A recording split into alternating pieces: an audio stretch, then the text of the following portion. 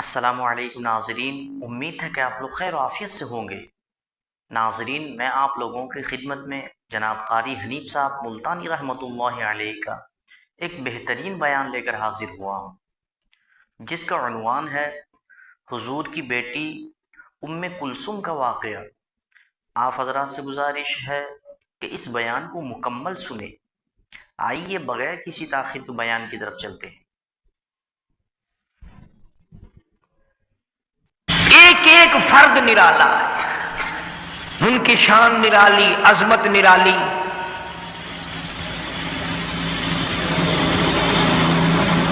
نبی پاک صلی اللہ تعالی علیہ وسلم کی بیٹیاں ایک سے ایک بڑھ کر، ایک سے ایک چڑھ کر۔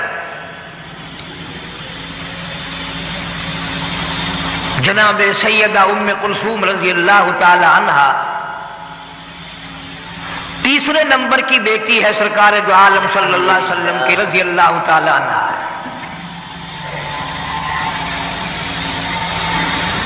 میرا مقصد ان حضرات کے واقعات سنانا آپ حضرات کو نہیں، بلکہ ایمانداری کی بات یہ ہے، دل چاہتا ہے کہ پیغمبر کے گھر کے ایک ایک فرد سے اتنا پیار ہو، اتنی محبت ہو، اتنی لگن ہو، اتنا سوز و گداز ہو، کیونکہ اس عشق میں، اس محبت میں نجات ہے۔ یہ کوئی خالی بات نہیں، اعتقاد بنا لینا، عقیدت بنا لینا۔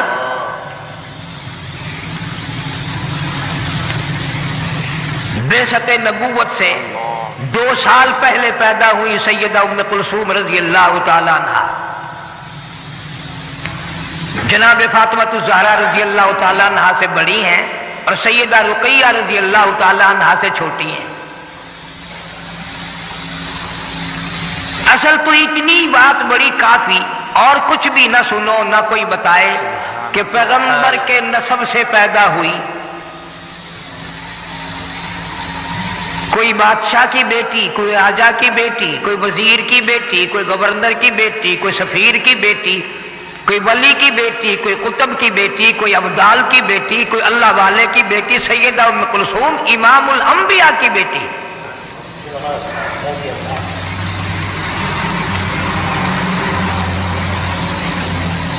پھر کسی کو ملازماؤں نے کھلایا ہوگا، کسی کو نوکرانیوں نے کھلایا ہوگا، کسی کو ماماؤں نے پالا ہوگا، کسی کو گود میں لے کر ماں نے پیار کیا ہوگا، کسی کو گود میں لے کر باپ نے پیار کیا ہوگا۔ سیدہ ام کلثوم رضی اللہ تعالی عنہا وہ اللہ والی ہے کہ جس کو پیغمبر خدا صلی اللہ علیہ وسلم اپنے مونڈھوں پہ اٹھا کر کھلایا کرتے تھے۔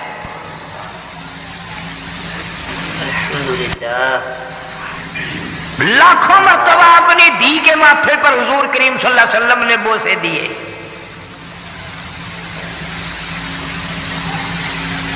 کتنی مبارک ہے وہ دھی جس کو گود ملی سیدہ خدیجہ رضی اللہ تعالی عنہا والی۔ حضور صلی اللہ علیہ وسلم فرمایا کرتے تھے کہ خدیجہ امور خانہ داری میں، گھر کے انتظامات میں اور بچوں کے اوپر اتنی مہربان ہے کہ میں نے زندگی میں ایسی عورت اور بچوں پہ مہربان دیکھی ہی نہیں۔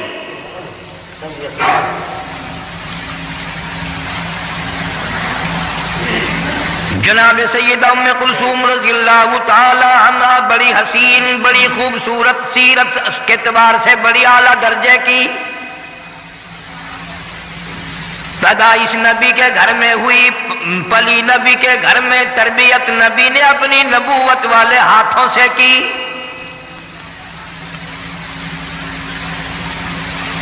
سیدہ خدیجہ رضی اللہ تعالی عنہا کا بہت جلد انتقال ہو گیا۔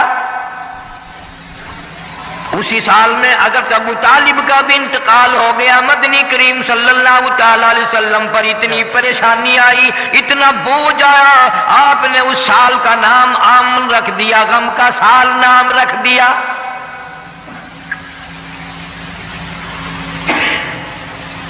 جناب سیدہ ام کلثوم رضی اللہ تعالی عنہا کچھ سیانی ہو گئی، ابو لہب کے بیٹے سے نسبت کر دی۔ سیدہ رقیہ رضی اللہ تعالی عنہا کی بھی، سیدہ ام کلثوم رضی اللہ تعالی عنہا کی بھی اپنے چچا ابو لہب کے بیٹوں سے ان دونوں کی منگنی ہو گئی، ان دونوں سے رشتے ہو گئے۔ اعلان نبوت ہوا، وہ چچا جس نے نبی پاک صلی تعالی علیہ وسلم کی پیدائش پہ باندیاں آزاد کی، لونڈیاں آزاد کی، مٹھائی تقسیم کی، سارے مکے میں ادھم مچایا، اور دنیا والوں میرے یتیم بھتیجے کو دیکھو، آج کی بات میرے گھر میں چراغ جلانے کی کوئی ضرورت نہیں۔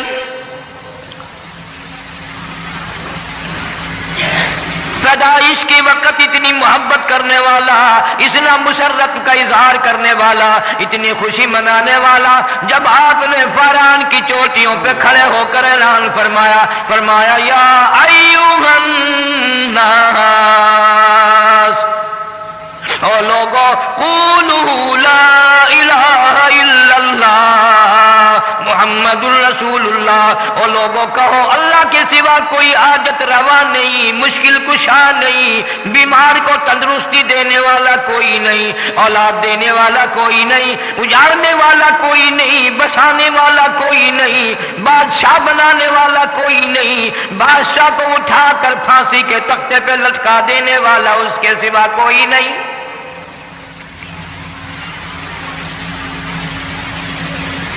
ابو لہب نے اسی وقت سب سے پہلا پتھر مارا چہرے انور پہ۔ جناب مدنی کریم صلی اللہ تعالی علیہ وسلم سے اتنا ناراض ہوا، اتنا بگڑا، اتنا پریشان ہوا، اپنے بیٹوں کو کہنے لگا، عتبہ اور عتیبہ کو، اگر تم نبی کی بیٹیوں سے شادیاں کرو گے میرا زندگی بھر کا تم سے میل جول ختم ہے، میں تمہاری ساتھ خطا کلامی کروں گا، میں تم سے بات بھی نہیں کروں گا، ہم ایک خدا کو نہیں مانتے، وہ ایک خدا کو ماننے والا، ہم 360 خدا کو ماننے والے، لہذا اگر تم میرے بیٹے ہو جاؤ نبی کی بیٹیوں کو طلاق دے کر آؤ۔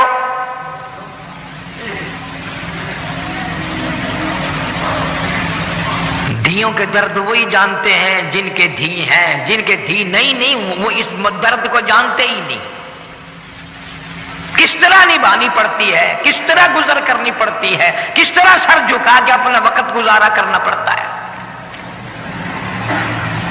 محمد عربی صلی اللہ تعالی علیہ وسلم کے دروازے پہ ابو لہب کے چچا کے دونوں بیٹے آئے، اور بڑے نے تو صرف انکار کر دیا، ابھی رخصتی تو ہوئی نہیں تھی، لیکن چھوٹے نے نبی کریم صلی اللہ تعالی علیہ وسلم کی شان میں گستاخی بھی کی، بے ادبی بھی کی، دی کی گالیاں بھی دی۔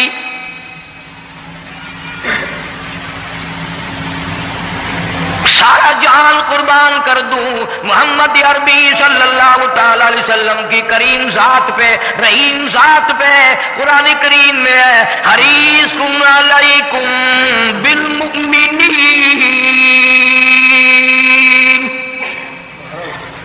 علیکم بالمؤمنین رؤوف الرحیم۔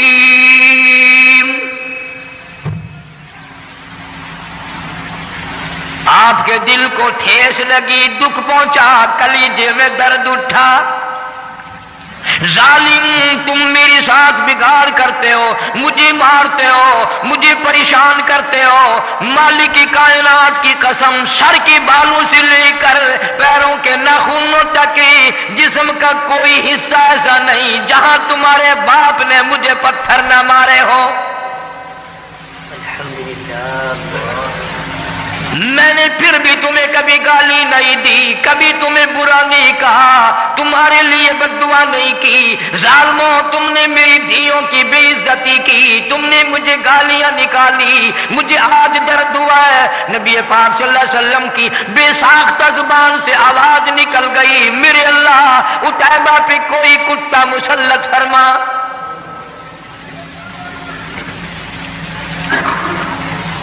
لا الہ الا اللہ محمد الرسول اللہ اتنا سستا نہیں جتنا تو نے سمجھ رکھا ہے۔ تیرے گیان سونے کی قیمت ہے، چاندی کی قیمت ہے، کپڑے کی قیمت ہے، دکان کی قیمت ہے، مکان کی قیمت ہے، کلمے کی کوئی قیمت نہیں۔ جا کلمے کی قیمت پوچھنی ہو سیدہ ام کلثوم رضی اللہ تعالیٰ عنہا کی قبر سے پوچھ کیا، اور پیغمبر کی بیٹی کلمے کی وجہ سے تجھے کتنے صدمے اٹھانے پڑے۔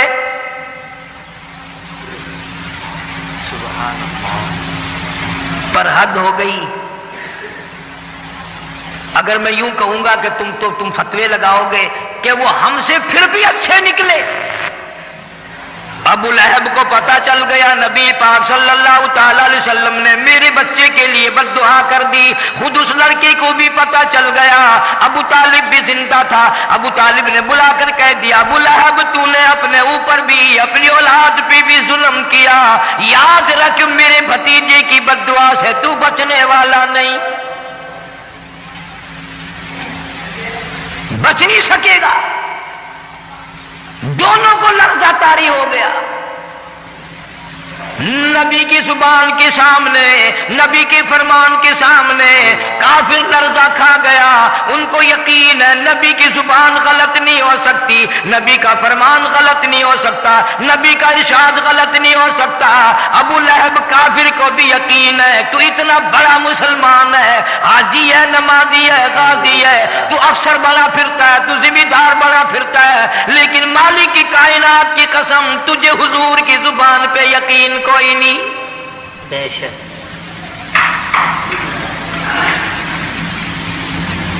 ابو لہب شام کے ملک میں تجارت کے لیے جانے لگا. بیٹے کو الگ نہیں رہنے دیتا ڈر کے مارے، میں اس کی حفاظت کروں گا. چلتے چلتے شام ہو گئی، راستے میں قافلہ ٹھہر گیا. اللہ. ابو لہب اتنا بڑا دشمن سارے قافلے کے لوگوں کو اکٹھا کر کے کہنے لگا تمہیں معلوم ہے کہ اس مکے کے نبی نے میرے بچے کو دعا دے رکھی ہے، ہمیں ڈر بڑا ہے، سارے سامان کا قلعہ سباؤ، سارا سامان تجارت کا اکٹھا کر کے قبہ بناؤ، میرے بچے کو اس کے اوپر سلاؤ، چاروں طرف خود سو جاؤ تاکہ حفاظت ہو جائے. اسے یہ معلوم نہ تھا کس گھر کے ساتھ گستاخی کی ہے، کس گھر کی بے ادبی کی ہے، کس گھر کے ساتھ بے حرمتی کی ہے. اللہ پاک جل شانہ نے جنگل کے شیر کو آواز لگا دی اور جنگل کے شیر میرے محبوب کے دشمن کو ختم کرنا تیری ذمہ داری. کن لوگوں کی میں بات کر رہا ہوں؟ انما یرید اللہ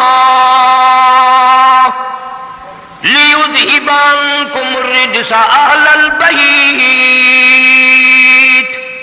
وَيُطَهِّرَكُمْ تَطْهِيرًا. اللہ پاک فرماتے ہیں میں نے اپنے محبوب کریم صلی اللہ تعالی علیہ وسلم کے سارے گھرانے کو، آپ کے اہل بیت کو برائیوں سے خود بخود دور کر دیا، پاک بنا دیا میں نے ان کو. جنگل کا شیر آتا ہے، حیران کھڑا ہے، پریشان کھڑا ہے، کس طرح شناخت کروں، کس طرح پہچان کروں وہ کون ہے جس نے نبی پاک صلی اللہ علیہ وسلم کی بیٹی کو گالیاں دی ہیں. ظلم نہ ہو جائے، مجھ سے زیادتی نہ ہو جائے. اندازہ لگا کلمہ پڑھنے والا تو مسلمان ہے، جنت کا ٹھیکیدار ہے، بہت بڑا مسلمان بنا پھرتا ہے، قبر کا تجھے پتہ نہیں، حشر کا تجھے پتہ نہیں، پلسرات کا تجھے پتہ نہیں، تو نہ جانے دن میں زبان سے کتنے ظلم کرتا ہے، نہ جانے ہاتھ سے کتنے ظلم ڈھاتا ہے، نہ جانے قلم سے کتنے ظلم کرتا ہے. آج جنگل کا شیر کھڑا کھڑا رو رہا ہے الہی مجھے پتہ نہیں چل رہا وہ کون گستاخ ہے، کوئی دوسرے کو چیر دوں ظلم نہ ہو جائے.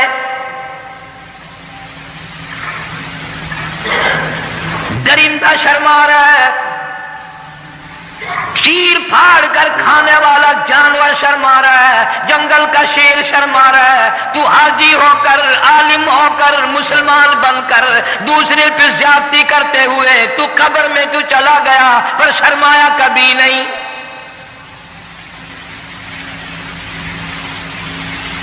تیرا خیال یہ ہے کہ یہ رات دن کے معاملات بس یوں ہی جیسے ہوا گزر رہی ہے یوں ہی گزر جائیں گے؟ نہ نہ، ایک ایک سانس ریکارڈ ہو رہا ہے.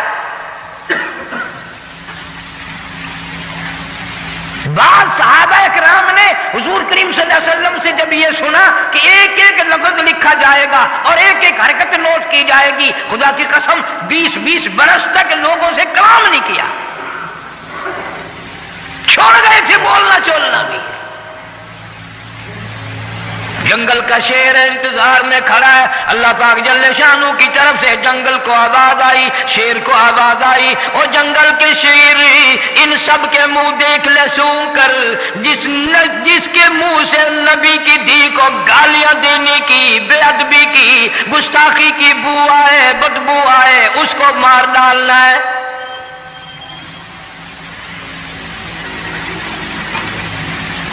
اسے اتنا شعور ہے زیادتی نہ ہو جائے, سب کے منہ سونگتا پھرتا ہے,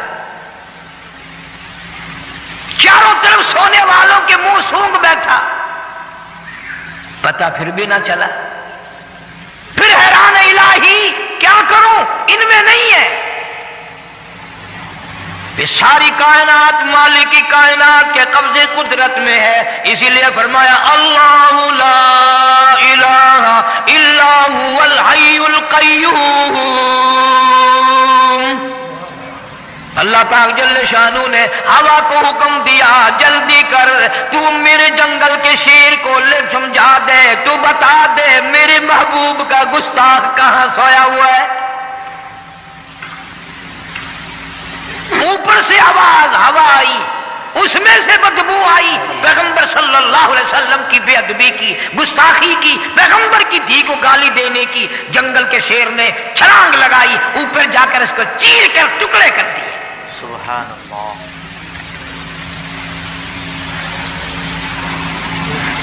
جا اللہ پاک تجھے مدینے پاک کی زیارت نصیب فرمائے. نبی پاک صلی اللہ تعالی علیہ وسلم کے گنبد خضرا پہ جا, اور وہاں جا کر پوچھ کیا کالی کملی والے تیرا اس لا الہ الا اللہ محمد الرسول اللہ پہ کیا خرچ ہوا ہے.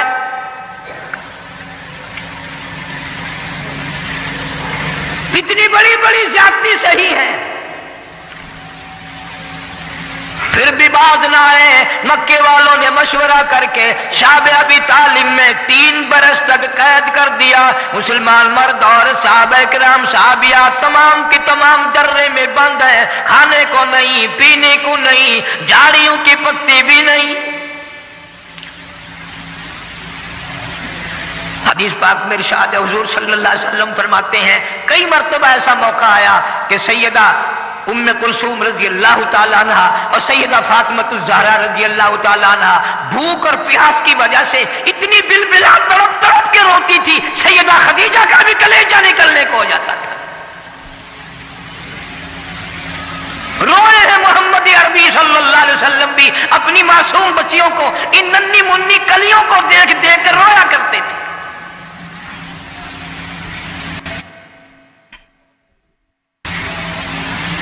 کوئی قتل قتال کا جھگڑا نہیں, کوئی لین دین کا جھگڑا نہیں, جھگڑا صرف یہ ہے کہ یہ ایک اللہ کو کیوں مانتے ہیں, سارا نظام ایک اللہ کے بارے میں کیوں کہتے ہیں کہ وہی چلاتا ہے.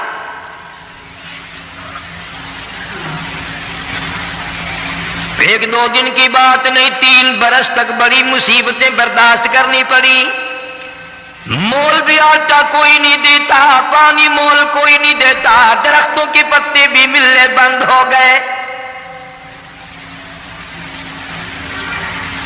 امام الانبیاء محبوب کبریا حضرت محمد مصطفیٰ صلی اللہ تعالی علیہ وسلم فرماتے ہیں میں نے اپنی بچیوں کو دیکھا, وہ بھی بیٹھے رو رہی ہیں, سیدہ خدیجہ رضی اللہ تعالیٰ عنہ بھی رو رہی ہیں. میں نے ان سب پوچھا ان سب سے رونے کا, سیدہ خدیجہ کی بھی آواز نہ نکل سکی اور کہنے لگی کالی کملی والے بڑی مکے کی میں دولت مند عورت تھی, میں مشہور تاجرہ تھی, بڑا مال تھا, بڑا کاروبار تھا, بڑا دھندا تھا, بڑا روپیہ پیسہ تھا, بڑا سونا چاندی تھا, پر مجھے کوئی پشیمانی نہیں, خوش ہوں تمام کا تمام میرا لا الہ الا اللہ محمد الرسول اللہ پہ خرچ ہو گیا. آج حالت یہ ہے میں ان ننھے منھے بچیوں کو بھوکا دیکھ رہی ہوں, پیاسی دیکھ رہی ہوں, ان کی آواز تک نکلنی روتی روتی بند ہو گئی. میں آخر ماں ہوں, کس طرح برداشت کروں, آپ کوئی دعا فرمائے.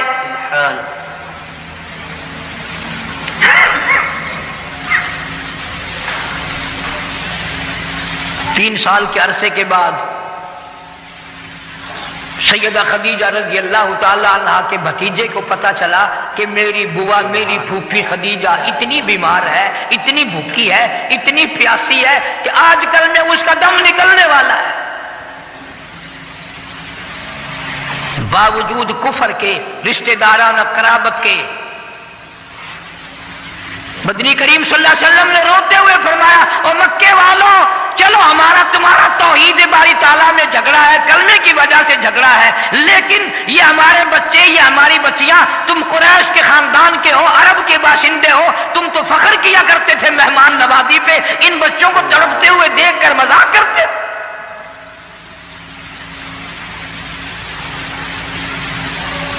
تمہیں شرم آنی چاہیے، ننھی منی بچیاں تڑپ رہی ہیں پانی کے بغیر۔ سیدہ خدیجہ رضی اللہ تعالیٰ عنہ کا بھتیجا تھوڑا سا کھانا لے کر آنے لگا، اتفاق سے ابو جہل کی نظر پور میں جا کے کہنے لگا شرین خلاف ورزی ہو رہی ہے، مسلمانوں کے پاس کھانے پینے کی کوئی چیز نہیں جانے دی جائے گی۔ خدیجہ کا رضی اللہ تعالیٰ عنہ کا بھتیجا کہنے لگا میں سب کے لیے نہیں، میری پھوپھی بڑی بیمار ہے، میری پھوپھی کی بیٹیاں بڑی بیمار ہے، سیدہ ام کلثوم کا کئی دل کا فاقہ ہے، سیدہ فاطمہ الزہرا رضی اللہ تعالیٰ عنہا کا کئی دل کا فاقہ ہے، میری بوا کی دیے بھوک سے مر رہی ہیں، پیاس سے مر رہی ہیں، میں تو صرف ان کے لیے لے کے چلا ہوں۔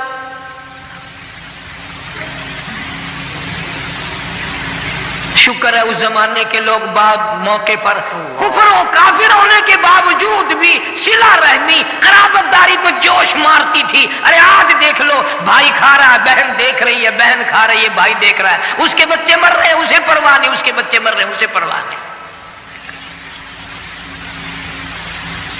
ابو جہل نے اپنا قبیلہ بلا لیا، ادھر سے کہ دوسرا آدمی آیا اس نے بھی اپنا قبیلہ بلا لیا۔ ابو جہل کہنے لگا ہرگز نہیں جا سکے گا، کھانے کا لقمہ تو کیا پانی کی بوند نہیں مسلمانوں کے پاس جا سکے گی۔ اسے غصہ آیا، اس نے اونٹ کی ہڈی اٹھا کر ابو جہل کے سر میں دے ماری۔ پھر کچھ کافر لوگ اور اکٹھے ہو گئے، کہنے لگا 3 سال ہو گئے تمہاری اب تک آگ بجھی نہیں۔ ایک نہیں دو نہیں سینکڑوں بچے صحابیات کی گود میں تھے، اتنے ننھے ننھے بچے، چاند جیسی شکل والے بچے، جب ماں کو کھانا نہ ملا، پینا نہ ملا، درختوں کی پتی بھی نہ ملے، چاند جیسی شکلوں والے بچے اپنی ماں کی گود میں تڑپ تڑپ کر، ایڑیاں رگڑ رگڑ کر، اتنی لمبی لمبی زبان نکال نکال کر ماں کی گود میں دم توڑ رہے ہیں۔ ہر عورت بھی دیکھ رہی ہے، پریشانی کا عالم ہے، لیکن کوئی ثابت نہیں کر سکتا کہ کوئی لا الہ الا اللہ محمد الرسول اللہ پڑھنے والی عورت کوئی یہ کہہ کے نہ اٹھی، کسی نے گلہ نہ کیا، کسی نے شکوہ نہ کیا، کسی نے اسلام کی برائی نہیں کی، کسی نے قرآن کی برائی نہیں کی۔ اسلام کی وجہ سے، ایمان کلمے کی وجہ سے ہمارے بچے بھوکے مر رہے ہیں۔ کتابوں میں موجود ہے کہ ایک عورت کہتی تھی بچے کا دم چھوڑ دیتے ہیں، جب بے ایمانی کرنے کا موقع ملے گا جب ہی چھوڑ دیں گے۔ سیدہ ام کلثوم رضی اللہ تعالی عنہا مکے میں تھی، ہجرت کر کے حضور صلی اللہ علیہ وسلم مدینہ منورہ میں تشریف لے گئے۔ زید بن حارث رضی اللہ تعالیٰ عنہ کو حضور صلی اللہ علیہ وسلم نے بھیجا، بعد میں جاؤ مکے سے میرے اہل و عیال کو، میرے بچوں کو لے آؤ۔ مدینے میں آ پہنچی، میدان بدر آ گیا۔ سیدہ رقیہ رضی اللہ تعالیٰ عنہ پیغمبر کی اس سے بڑی بیٹی جو حضرت عثمان رضی اللہ تعالیٰ عنہ کے نکاح میں تھی، ہجرت سے پہلے حبشے کی طرف حضرت عثمان نے جب ہجرت کی تو سیدہ رقیہ رضی اللہ تعالیٰ عنہ ساتھ تھی، اور آپ نے مکے سے میلوں باہر نکل کر رخصت فرمایا اور یوں فرمایا عثمان، حضرت ابراہیم علیہ السلام اور لوط علیہ السلام کے بعد تو پہلا آدمی ہے جو ایمان اسلام کے لیے بنا بیوی کے ہجرت کر رہا ہے۔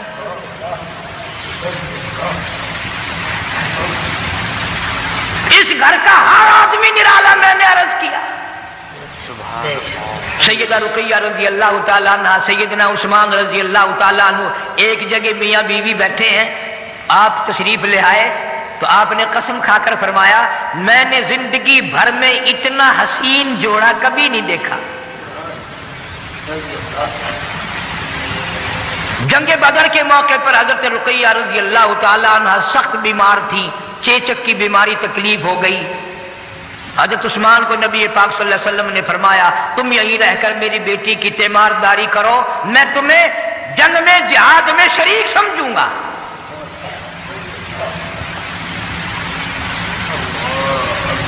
کتابوں میں آتا ہے کہ جب جنگ بدر سے حضور صلی اللہ علیہ وسلم واپس تشریف لائے تو جنت البقیع میں قبر کے کنارے پر حضرت رقیہ رضی اللہ تعالیٰ عنہ کا جنازہ رکھا ہوا تھا۔ بعد میں مدنی کریم صلی اللہ تعالیٰ علیہ وسلم جب بھی حضرت عثمان پر نظر پڑتی رضی اللہ تعالیٰ عنہ روتے نظر آتے، پریشان حال نظر آتے۔ آپ نے پوچھ لیا میرے عثمان تو نے رو رو کر اپنا کیا حال کر لیا، تو اتنا غمزدہ کیوں ہے، تو اتنا پریشان کیوں رہتا ہے؟ حضرت عثمان نے عرض کیا میرے آقا حضرت محمد الرسول اللہ صلی اللہ تعالیٰ علیہ وسلم آپ کی لخت جگر آپ کی بیٹی مجھے اتنا غم دے گئی، میں مر سکتا ہوں غم دور نہیں ہو سکتا۔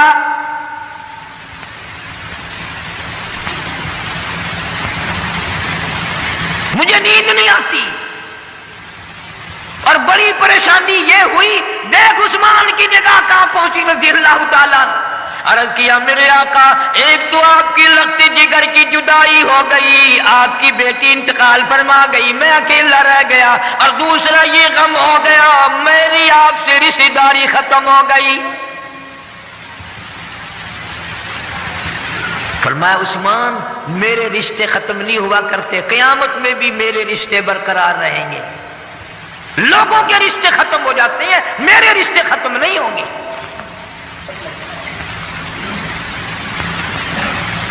کچھ دنوں کے بعد نبی پاک صلی اللہ تعالی علیہ وسلم نے حضرت عثمان کو بلا کر سیدہ ام کلثوم رضی اللہ تعالی عنہا کا اسی حق مہر پر جو حق مہر حضرت رقیہ رضی اللہ تعالی عنہا کا تھا، جو فاطمہ الزہرا رضی اللہ تعالی عنہا کا تھا، اسی حق مہر پر سیدہ ام کلثوم کا نکاح فرما دیا۔ اور کتابوں میں موجود ہے کہ جبریل امین آئے اور آ کر اطلاع دی یا رسول اللہ صلی اللہ علیہ وسلم اللہ میاں فرماتے ہیں، توجہ کرنا، اللہ میاں فرماتے ہیں کہ ام کلثوم کا اور سیدنا عثمان رضی اللہ تعالی عنہ کا اللہ فرماتے ہیں میں نے نکاح کر دیا۔ تمہارے رشتے نائی لے کر جائیں گے، تمہارے رشتے مامے رشتے دار لے کر جائیں گے، تمہارے رشتے خالہ پھوپھی کرائیں گی، تمہارے رشتے بھائی برادری کرائیں گی۔ خدا کی قسم ام کلثوم رضی اللہ تعالیٰ عنہ قربان کر دوں تیری جوتی سے اڑی ہوئی خاک پہ دونوں جہان کو، اور تیرا رشتہ خدا نے کیا۔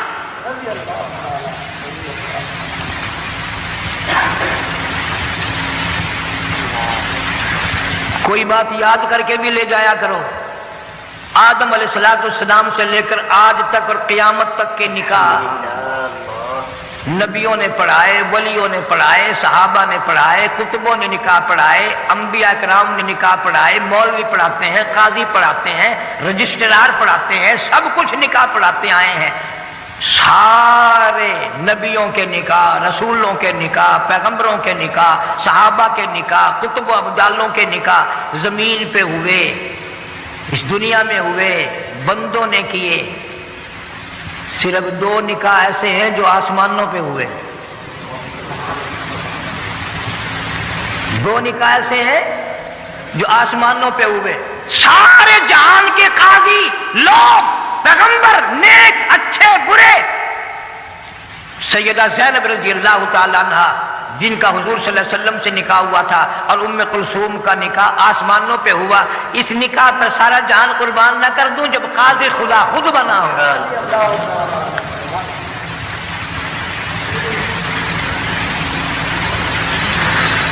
6 برس تک سیدہ ام کلثوم رضی اللہ تعالی عنہ حیات رہی، حضرت عثمان رضی اللہ تعالی عنہ کے گھر میں رہیں۔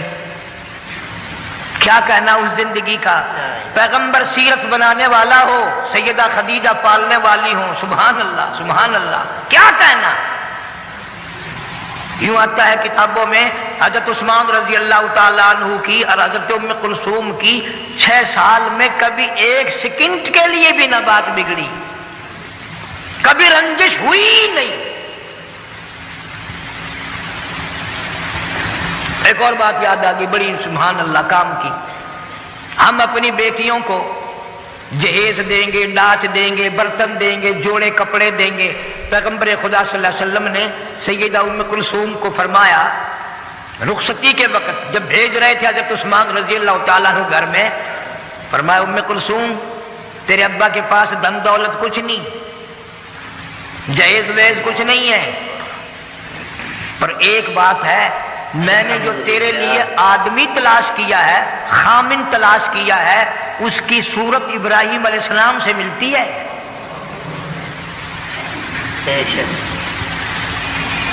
پھر فرمایا کہ اے ام کلثوم میں نے جو تیرے لیے شوہر تلاش کیا ہے اس کی سیرت، اس کی عادت تیرے باپ کی سیرت و صورت سے ملتی ہے۔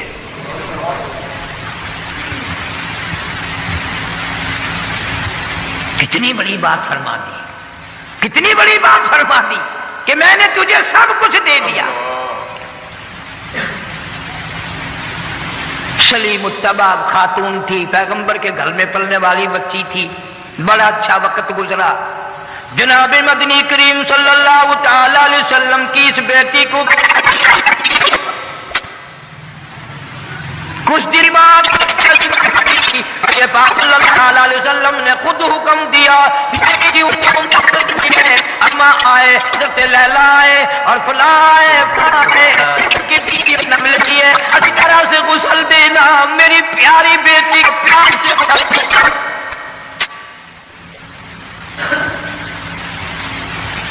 اور غسل کرنے میں مشغول رہی۔ مدنی کریم صلی اللہ تعالی علیہ وسلم دروازے پہ کھڑے ہوئے ہو رہے ہیں، صحابہ کرام کہتے ہیں ہم دیکھ رہے تھے، اتنے روئے، آنسو ریش داڑھی مبارک سے گزر کر زمین پہ ٹپکنے لگے۔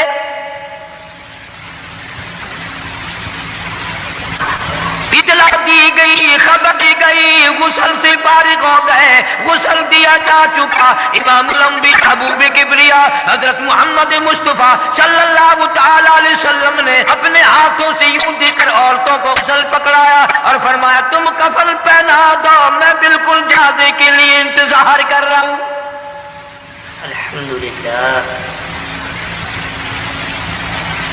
تیرا جنازہ مارکیٹ سے گزرے گا، کسی کا جنازہ بازار سے گزرے گا، کسی کا جنازہ منڈی سے گزرے گا، کسی کا جنازہ اڈے سے گزرے گا، کسی کا جنازہ اسٹیشن سے گزرے گا، کسی کا جنازہ سڑکوں گلیوں سے گزرے گا۔ مالک کی کائنات کی قسم، ام کلثوم تیرا جنازہ مدینے کی گلیوں سے گزر رہا ہے۔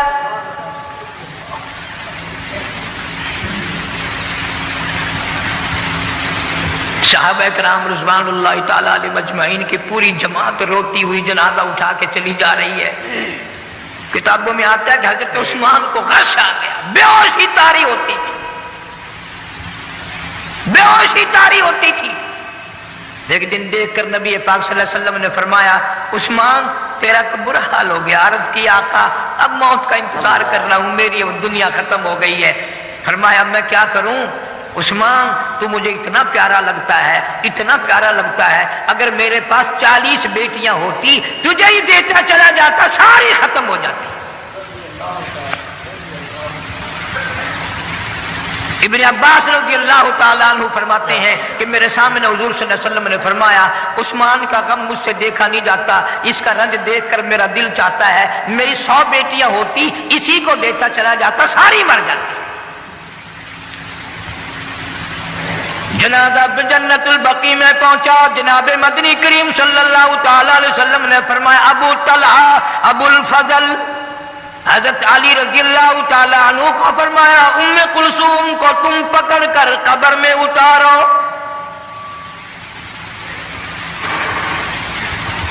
ناظرین یہ تھے جناب قاری حنیف صاحب ملتانی رحمۃ اللہ علیہ۔ دعا کیجئے اللہ تعالی حضرت کی مغفرت عطا فرمائے اور ان کے قبر کو نور سے منور عطا فرمائے۔ ناظرین، میں امید کرتا ہوں کہ یہ بیان آپ لوگوں کو بے حد پسند آیا ہوگا۔ اگر پسند آیا ہے، اس بیان کو اپنے دوستوں میں، اپنے گھر والوں میں زیادہ سے زیادہ شیئر کریں۔ ناظرین، آئیے پھر کل ملتے ہیں کسی دوسرے بیان کے ساتھ۔